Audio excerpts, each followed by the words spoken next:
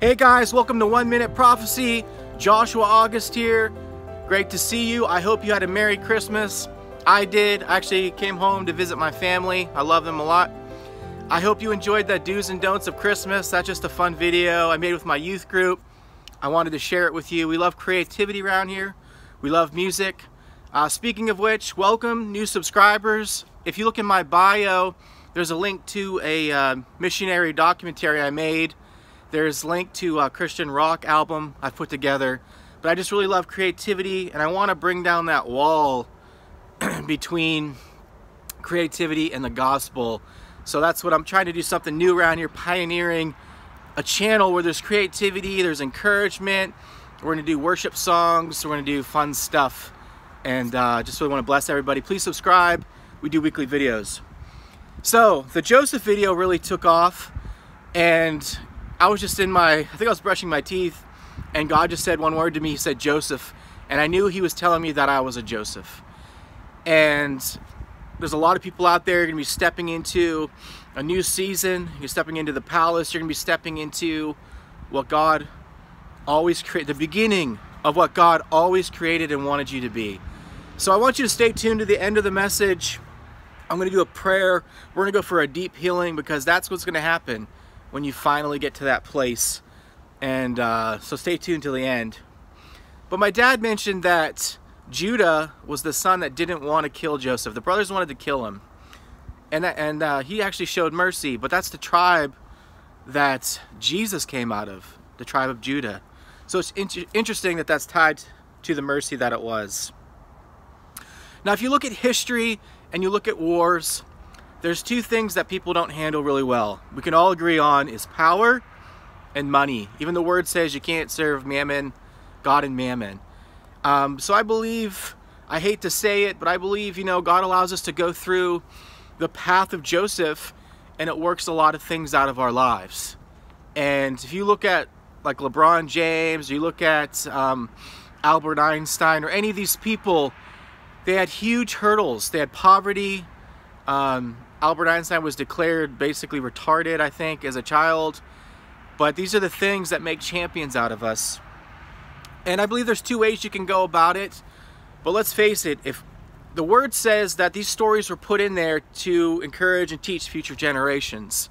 So if God put the story of Joseph in there, that means a lot of people are going to be able to relate to the similar things and are going to have that path. There's countless people, guys. Oprah, tons of sports players, actors with disabilities, with all kinds of things. But here's the thing. I was in a worship class one time, and Kevin Prosh was teaching it. I don't know if any of you guys remember him. He was a worship leader from back in the day. But he said something I'll never forget. He goes, "You're ready for ministry. You're ready to be in a place of influence. You're ready to be popular when you don't want it anymore." And that really just struck a chord with me. And I just feel that, the paths were tough, but those things that Joseph went through, they do bring humility, they do bring peace, they bring strength to our lives.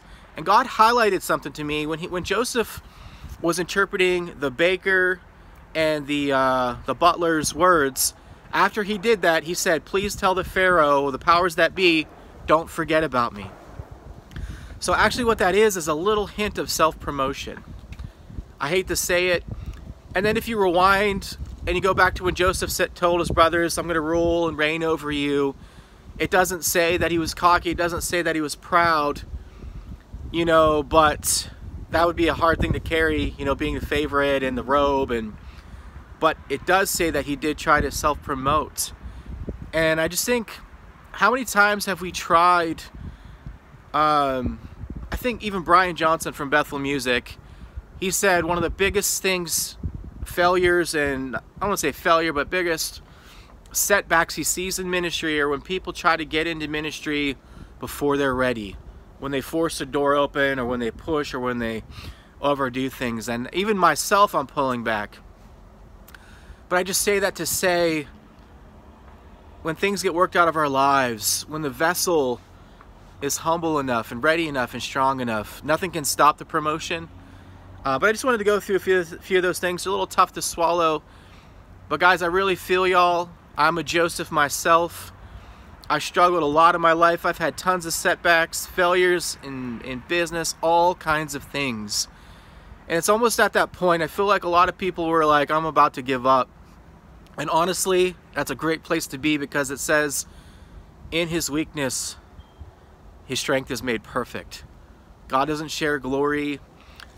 But I promise you, even when I stepped into a pastorship, not in a bad way, but it's just, I wasn't looking to do that at the time. I was looking for, you know, other things, and I think I was finally in a place of humility and character.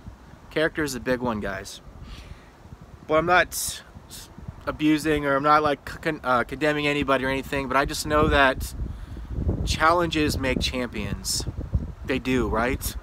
Hardcore training, working out, dieting, studying, discipline, not giving up.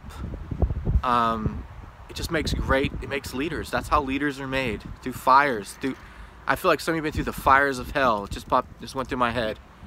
Guys, I have too. Oh my goodness. We should share stories sometime. But anyways, let me get into the deep healing part. I just want to say, I speak that to you right now. I speak a deep healing to your inner soul, your innermost person. When you step into the palace, there's going to be a healing and a completion, and there's going to be a sigh. Exhaustion's going to leave. You're going to be like, wow. And I promise you, there's going to be part of you that's not even, you're going to be at a place where you didn't even want it anymore. Not in a bad way, just like you're so exhausted, or so went through so much hell that you almost just whatever. It's like kind of that attitude. But I promise you, when you get that opportunity, it's gonna do, everything's gonna make sense, guys. That's the word, the biggest part of this word. Everything's gonna make sense. Your path is gonna make sense. What you went through. I can't tell you how many things I've learned technically in my life when it comes to video production and things. And I went through some seasons where I did not, like Mr. Miyagi, wax on, wax off. I did not understand, but then other opportunities opened up, and it's a foundation. What God was doing is building a foundation. You know what Joseph went through? I always believe some people are born with a measure of compassion, but where compassion really comes from is heartache, does it not? If you were adopted, you have bigger compassion for parents. If you were homeless, if you were poor, if you had health issues, you have more compassion. So what if Joseph went through all that stuff to have such a heart and compassion and humility for the Egyptian people? He saved the nation, guys. That's the reward. That's the big reward, guys. Saving the nations, influencing the world, having the character, having the strength to have that position of influence. And God has tried to take so many people out. You don't think that was the devil trying to take Joseph out when Potiphar's wife lied out of jealousy? Let's be honest, that happened. The Lord allowed that to happen. But God played off of that, did he not? Got him to the prison, interpreted the dreams, and he got to the top. He could not be stopped. Right? Sorry, I'm getting my preach on. But anyways, let's do this again. Deep healing for you. God is removing hindrances from your life. There's going to be tears of joy. Some of you went through so much hell, so much heartache, betrayal, abuse, that there's nothing left of you, which is, you're dead, which is good. You're dead to you. God can use us now. We all heard that growing up, right? I always heard two people are trying to kill you, the devil and God. Which one are you going to allow? You know, Jesus died. Die every day. No greater love. You know, when you die for someone else. But I encourage you, God, the walls are going to come down, guys. Layers are going to drip off of you. Years of stuff. God's going to do it quickly. A healing. He's going to touch your heart. You're going to melt. Tears and joy and such a peace. I encourage some of you to watch my Balm of Gilead video. It's just a deep healing video.